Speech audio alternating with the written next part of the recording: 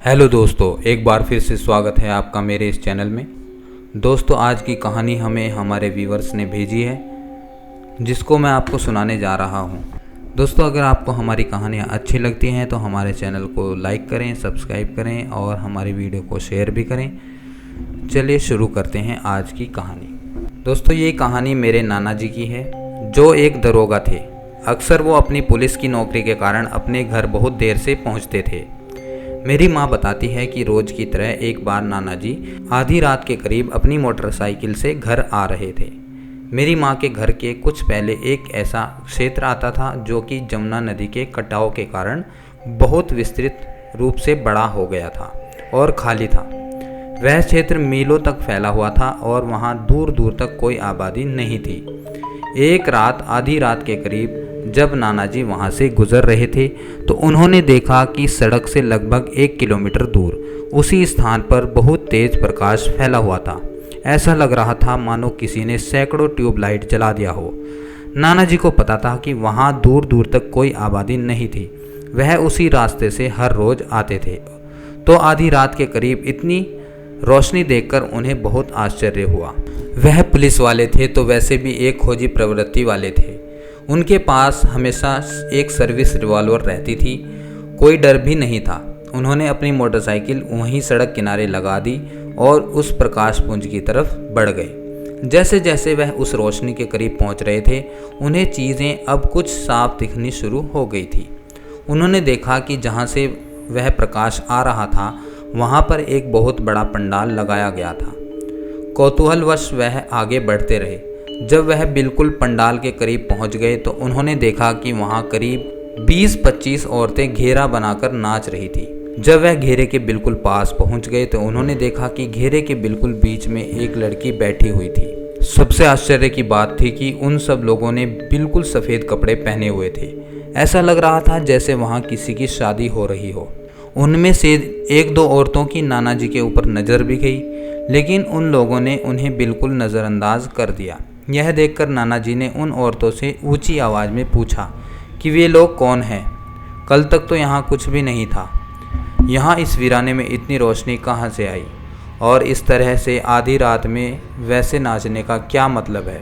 इतना सुनकर उनमें से एक औरत, जो उन सभी औरतों की मुखिया जैसी लग रही थी, नाना जी से मुखातिब होकर बोली, दरोगा जी, आप यहाँ पर क्या कर रहे हैं? आपको यहाँ पर नहीं होना चाहिए।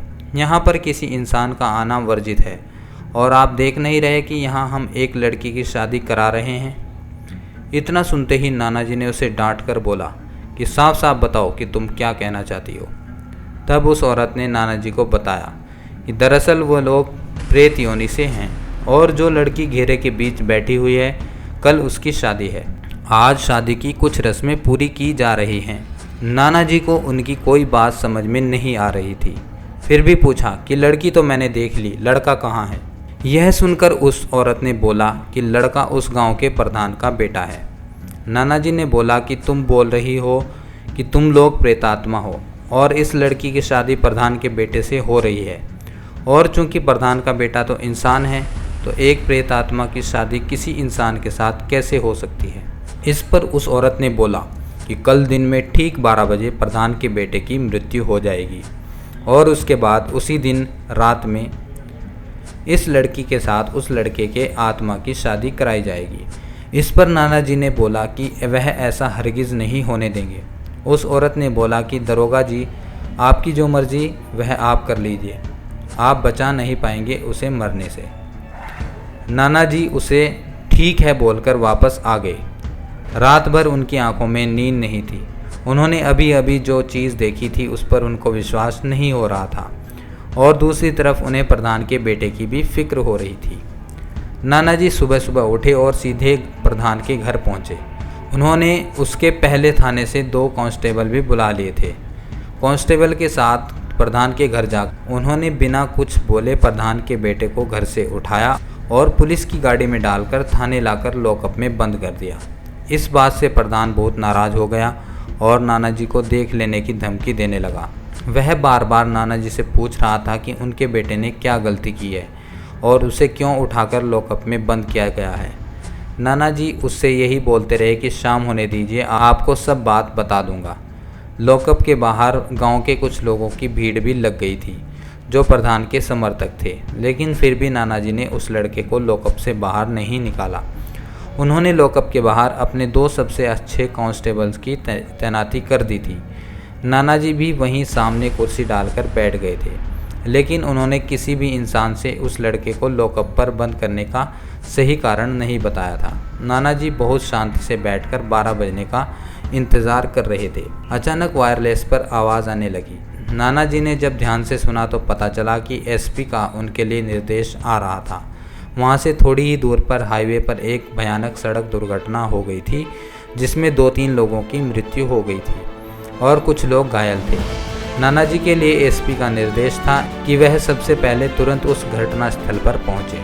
नानाजी एक तरफ अपने प्रभारी के निर्देश से बंधे हुए थे और दूसरी तरफ उन्हें उस लड़के की भी चिंता थी, मरता क्या ना करता।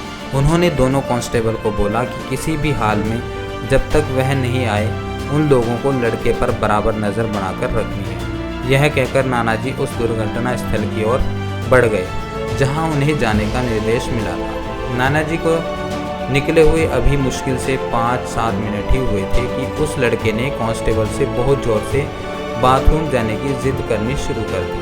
कांस्टेबल ने उसे बहुत समझाने की कोशिश की, लेकिन वह मान नहीं रहा था, बस चीखे जा रहा था। क्योंकि कांस्टेबल को सही बात पता नहीं थी और उन्होंने देख लिया था कि वहाँ नानाजी नहीं थे, तो उन्होंने उस लड़के को पेशाब करवाने का फैसला किया और लॉकअप का गेट खोल दिया गया। पर यह क्या, जैसे ही लॉकअप का गेट खुला वह लड़का सामने की तरफ जोर जोर से दौड़ने लगा। अभी कांस्टेबल को समझ पाते और उस लड़के को पकड़ पाते उससे पहले ही वह थाने के प्रांगण में बने हुए एक बहुत ही विशाल बरगद के पेड़ पर चढ़ गया।